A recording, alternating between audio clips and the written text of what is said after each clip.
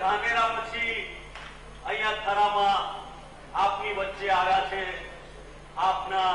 ગુણેઈ ગામે આવ્યા છે। કમનસીબી એવી